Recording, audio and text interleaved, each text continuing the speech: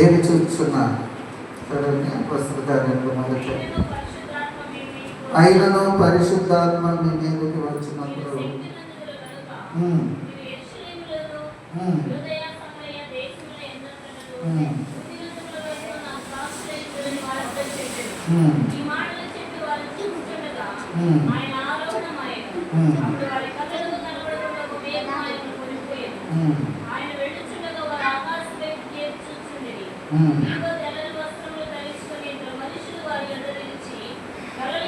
గలలియ మనుషులారా మీరెందుకు నిలచి ఆకాశం వైపు చూస్తున్నారు? మీ యొద్ద నుండి పరలోకమునకు చేర్చుకొనబడిన యేసే ఆ రీతిగానే ఆయన తిరిగి వచ్చినని చెప్తున్నారు. కాబట్టి శిష్యులకు రెండు రకాలైనటువంటి బాధ్యతలు అప్పగింపబడినాయి. ముందుగా యేసు ప్రభువారు సువార్తల్లో చెప్పినటువంటి బాధ్యత ఏంటంటే సర్వలోకమునకు వెళ్ళి సర్వ సృష్టికి సువార్త ప్రకటించాలి. సువార్త ప్రకటించడానికి ముందుగా ఏం చేయాలంటే వారు పరిశుద్ధాత్మ యొక్క రాకడ కొరకు కనిపెట్టుకుని ఉండాలి. కాబట్టి వారు యేసు ప్రభు వారి యొక్క మరి ఆరోహణం తర్వాత ఆ యొక్క పరిశుద్ధాత్మ యొక్క రాక కొరకు వారు మేడగదిలో ఆసక్తితో ప్రార్థన చేస్తున్నారు.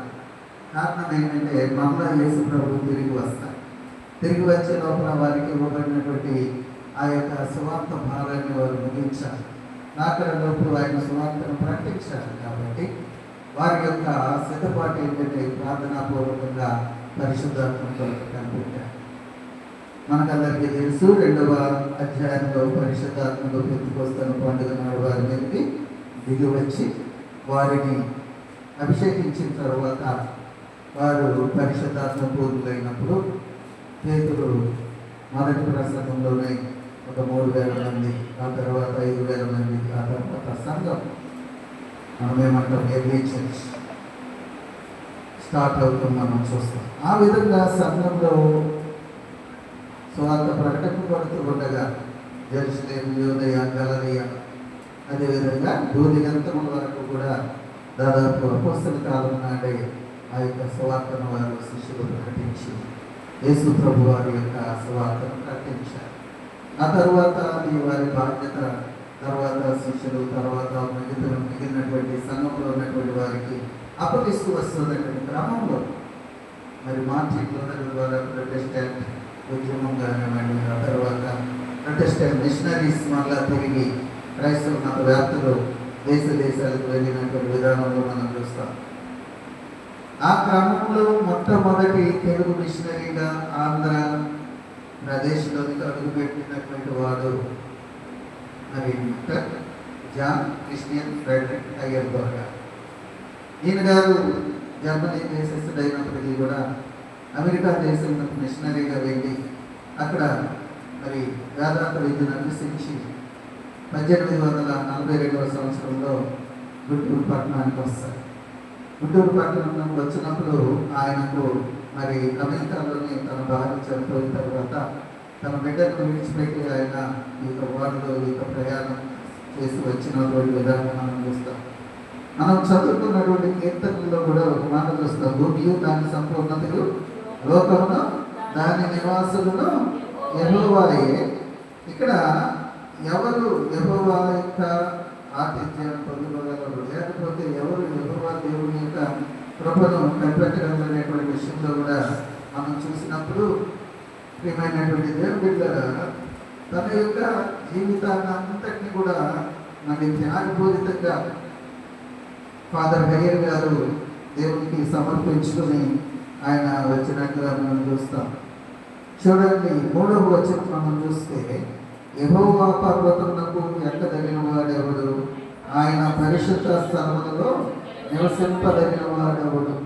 పరిశుద్ధ స్థలములో నివసింపదగిన వాడెవడు అంటే ఫాదర్ హయ్యర్ కూడా ఆ యొక్క పర్వతమునకు ఎక్కదగినంత భక్తిని కలిగినటువంటి వాడు, దేవుని యొక్క పరిశుద్ధ స్థలంలో నిలవదగినటువంటి భక్తిని కలిగినటువంటి వాడు. కాబట్టి తన యొక్క ధనాన్ని, తన యొక్క మరి కుటుంబాన్ని, సమస్తలను కూడా వ్యర్థంగా ఎంచుకొని వ్యర్థమైన దాని మనసు పెట్టలేదు, కపటముగా ప్రమాణము చేయలేదు, నిర్దోషమైన చేతులను శుద్ధమైన హృదయము కలిగి ఉండు వాడే. వారు చేసినటువంటి మిషనరీగా ఇక్కడికి వచ్చి వారు చేసినటువంటి కార్యాలు చాలా గొప్ప విపరీతమైనటువంటి దేవుని బిడ్డలారా, నీతిమంతుని జ్ఞాపకం చేసుకుంటే ఆశీర్వాదకరమైన చెప్పవలసినటువంటి మాటల్లో కొద్ది నిమిషాలు మరి ఫాదర్ హై చేసినటువంటి ఆ యొక్క పరిచర్యలోని కొన్ని ప్రాముఖ్యమైనటువంటి విషయాలు మనం చూస్తే, ముందుగా ఆయన తెలుగు భాషను నేర్చుకోవటమే కాదు కానీ మాతృభాష అయినటువంటి జర్మన్ భాషతో పాటుగా 7 భాషలు వారు అనర్గళంగా మాట్లాడగలిగినటువంటి వారుగా వచ్చి ఉన్నారు. ఫ్రెంచ్ భాష, అదేవిధంగా English, Hebrew, Greek, Latin, Sanskrit మరియు తెలుగు భాషలు. వీటన్నిటిలో కూడా ఎక్కువగా సాంస్క్రిట్ కానీ తెలుగు కానీ ఇవన్నీ కూడా మరి భారతదేశ భాషలు కాబట్టి వారు ఎంత ప్రయాసతో ముందుగా ఆ యొక్క భాషలను నేర్చుకుని వచ్చారు. ఆ తర్వాత ఫాదర్ హయ్యర్ బాపట్లో వచ్చి, బాపట్లో ఒక పల్లకీలో 2 తాటి చెట్ల మధ్య పల్లకీని కట్టుకుని దానిలో పట్టుకుని ఉంటే, గుంటూరులో ఉన్నటువంటి స్ట్రోక్ దొరగారికి ఆ విషయం తెలిసింది. ఒక మిషనరీ మరి అమెరికా దేశం నుండి వచ్చాడంట. అది తెలిసినప్పుడు ఆయన వారిని గుంటూరు పట్టణానికి ఆహ్వానించాడు. ఆ విధంగా ఆహ్వానింపబడినప్పుడు స్ట్రోక్ దొరగా ఇప్పుడు స్టాక్ హాల్ అనేటువంటి మరి ఏసీ కాలేజీలో ఉన్నటువంటి హాస్టల్కి ఆయన పేరు పెట్టుకున్నాడు. ఆ యొక్క దొరగారు కలెక్టర్గా ఉండి మరి ఇక వచ్చినటువంటి ఆయన మిషనరీ గారికి గుంటూరులో కొన్ని ప్రాంతాలు వారికి ఇచ్చి విద్య వ్యాప్తి కోసము మరి వారిని పనిచేయించినప్పుడు మొదటగా ప్రారంభింపబడినటువంటి ఆ యొక్క సంఘం ఏంటంటే అమెరికన్ లూథరన్ మిషన్. ఏఈఎల్సి కాదు కానీ అమెరికన్ లూథరన్ మిషన్ అనేటువంటి మిషన్తో ప్రారంభింపబడింది.